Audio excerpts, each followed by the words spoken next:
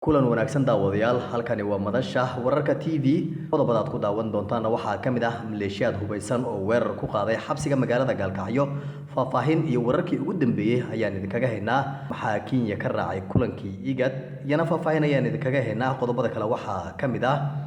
Al-Shabaab oo toogasho ku dilay Kenyan badan oo ay bas kala dageen iyo askari Sacuudiyaan ah oo toogasho dhimasho leh ku fuliyay dad Mareykan ah qodobadaas ayaan idin soo gudbin doonaa ku soo dhawaada iyagii oo dhameystiran waa 7 bisha 12 sanada 2019 haddii aynu ku bilowno Al-Shabaab ayaa toogasho ku dilay Kenyan badan oo bas ay kala dageen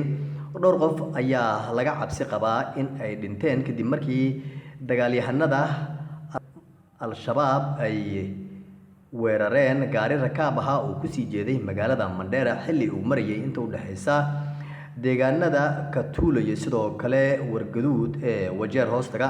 taliyaha booliska Wajeer Stephen Deit ayaa wargeyska Daily Nation u xaqiijiyay in weerarkaasi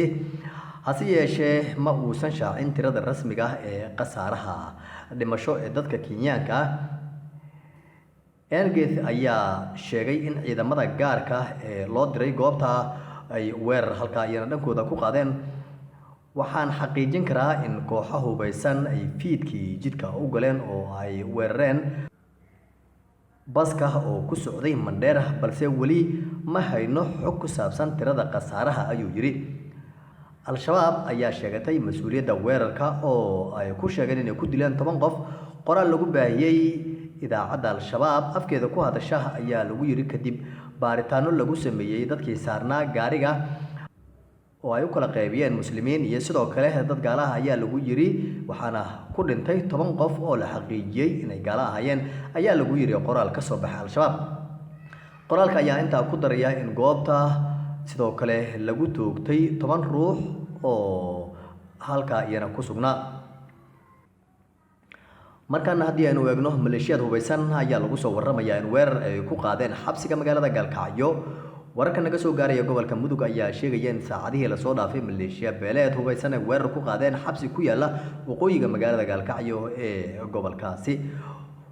weerarka oo ahaa mid xooggan ayaa waxaa lagu soo waramayaa in sidoo kale ay qayb ka qaateen ciidamo ka tirsan kuwa daraawiishta ee dowlad goboleedka Puntland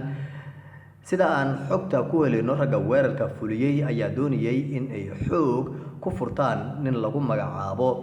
Cabdalla Axmed Guuleed kaas oo shalay lagu xiray magaaladaasi ninkan ayaa waxaa dacwad ka soo gudbiyay wasiir ka tirsan maamulkaasi kadib markii lagu eedeeyay inuu aflagaadeeyay ama inuu Facebook ku aflagaadeeyay sidoo kale wararka ayaa inta ku daraya in kooxda weerarka geysatay ay muddo kooban la wareegeen xabsiga iyagoo xiray dhaqdhaqaaqa sida wararka aanu ku helino dhanka kale ma jiro wax wara oo ka soo baxay saraakiisha maamulka Puntland oo ku aadan weerarkaasi ugu dambeyntiina askari Sacuudiyaan ah ayaa toogasho dhimasho leh ka fuliyay dalka Mareykanka askari ka tirsan ciidanka cirka Sacuudiga oo tababar u joogay dalka Mareykanka ayaa toogasho ku fuliyay saldhig ay leeyihiin ciidamada badda Mareykanka waxaanu ku dilay 3 qof ka hor inta aan isaga la dilin toogashada oo ka dhacday fasal ku dhex yaala saldhiga oo ku yaala magaalada Pensacola ee gobolka Florida ayaa waxaa sidoo kale ku dhaawacmay 8 qof oo ay ku jiraan 2 boolis ah ninkan weerarka geystay ayaa magaciisa lagu sheegay Mohammed Saeed Al-Shamrani barasaabka gobolka Florida Ron DeSantis ayaa xaqiijiyay in qofka toogashada geystay uu ka mid yahay dalka Sacuudiga